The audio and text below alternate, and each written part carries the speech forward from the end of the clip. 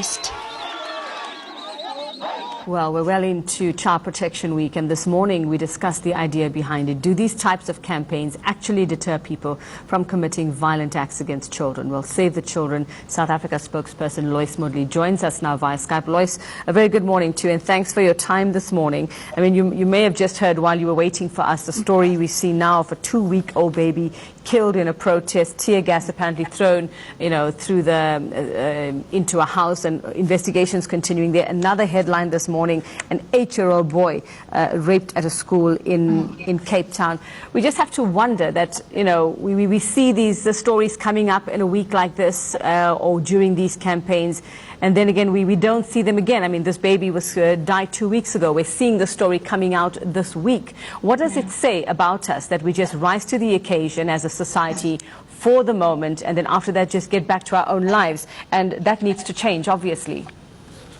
Yes, and I think it's really important that we note this, that during these weeks of awareness, it's great to raise awareness, but these incidents happen throughout the year. And so the campaign of stopping violence against children needs to continue throughout the year. Recently we saw a spate of kidnappings and child murders in the news, and we're all outraged, we're really upset about it, and then go back to our daily lives.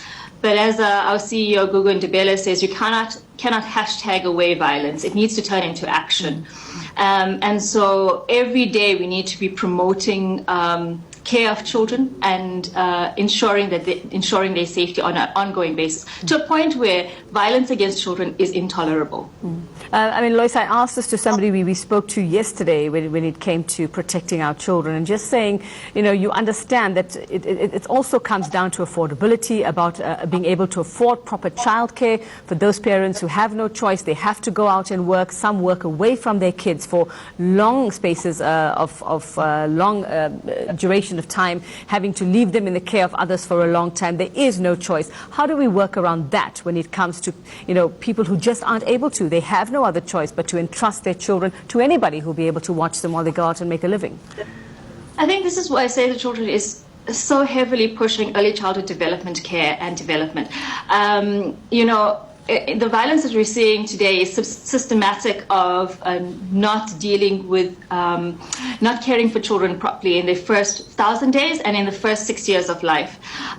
So we're pushing positive parenting. We're pushing safe spaces for children to grow and be happy and to have a childhood.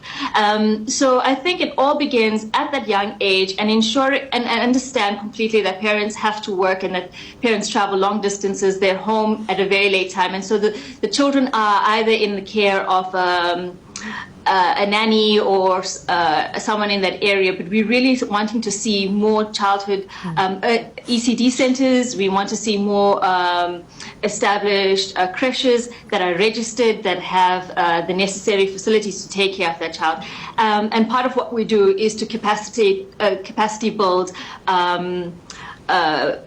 nannies who run mini creches within their home, so that they are fully aware of the development that needs to happen in a child. And Lois, on the other hand, we also see that this is happening, and it's not just when it comes to poverty-stricken communities. Recently you'd have seen a very prominent school in Johannesburg. All those teenage boys, the number of them that came forward, more than 20 or so, who were apparently molested by their coach. And then you're also seeing in very prominent families, we hear about the incidents of incest. We know it's grandfathers or uncles, or whether it's neighbors, people who are close to them. How do we fight then? It just seems to be going across every sphere of society.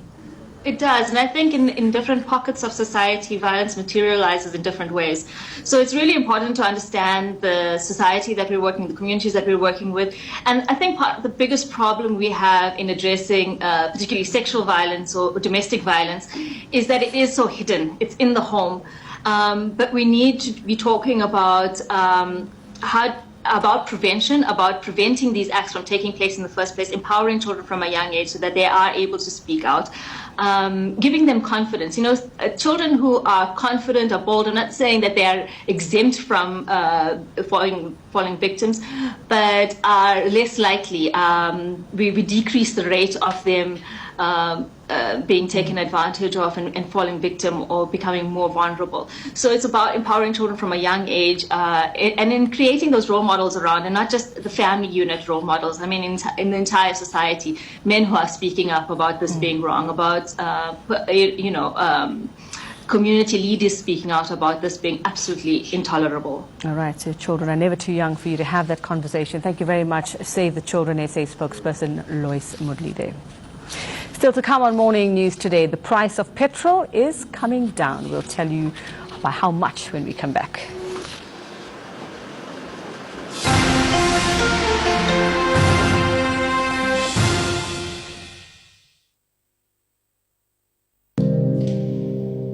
Over the last 20 years, I heard Joseph tell his and Tanda's story 100 times.